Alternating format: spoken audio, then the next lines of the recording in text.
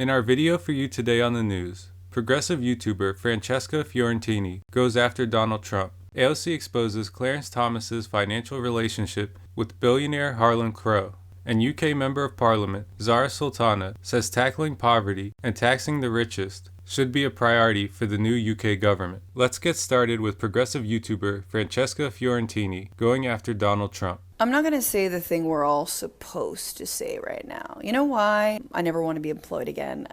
No, because while I do believe political violence has no place in our politics, it's already here.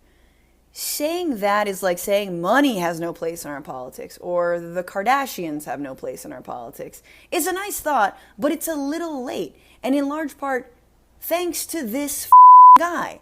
This guy and his movement that relishes in violence against protesters being brutalized by cops, against immigrants being hunted like animals, against women who are bleeding out in their cars because they can't access abortion rights. This is a guy who's inspired mass shooters like the El Paso shooter or the Tree of Life synagogue shooter who said that he voted for Trump even though he wasn't extremist enough for him. This is a guy who called white supremacists who just murdered a woman very fine people. He suggested that BLM protesters be shot. He called Nancy Pelosi a demented psycho after her husband was attacked with a hammer, and he proclaimed that we will never take back our country with weakness before a mob attacked the Capitol building. This is a guy whose policies are violence, and they have claimed lives.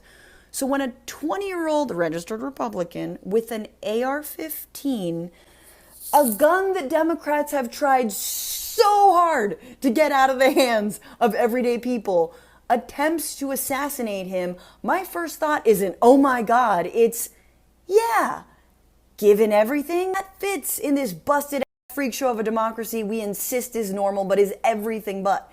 The question is, what are we doing about the political violence other than issuing statements about political violence? And to me, that means organizing, educating, and come November, voting this violent extremist into oblivion. Now let's get to AOC exposing Clarence Thomas's financial relationship with billionaire Harlan Crow. The proof is undeniable, and here I will lay it out.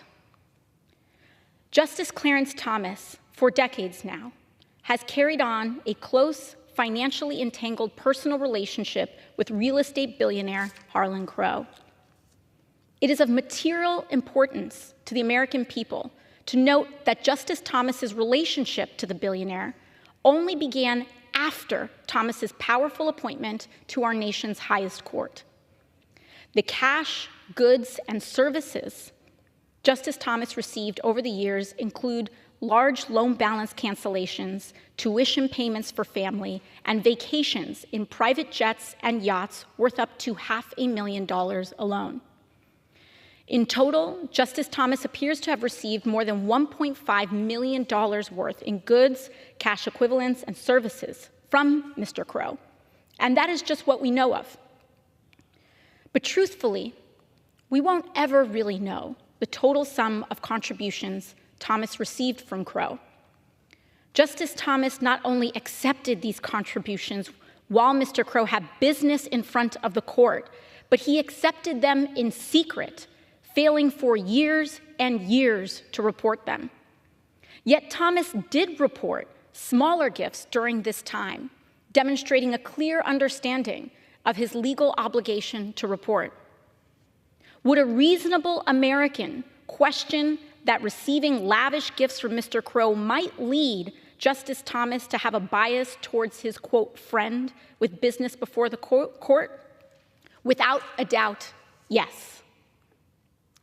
But did Justice Thomas recuse? No.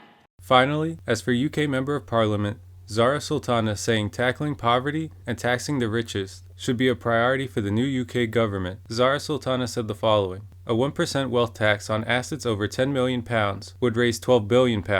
Abolishing the two-child benefit limit and thereby lifting 300,000 children out of poverty would cost £3.4 billion. That should be a priority for our new government, tackling poverty and taxing the richest.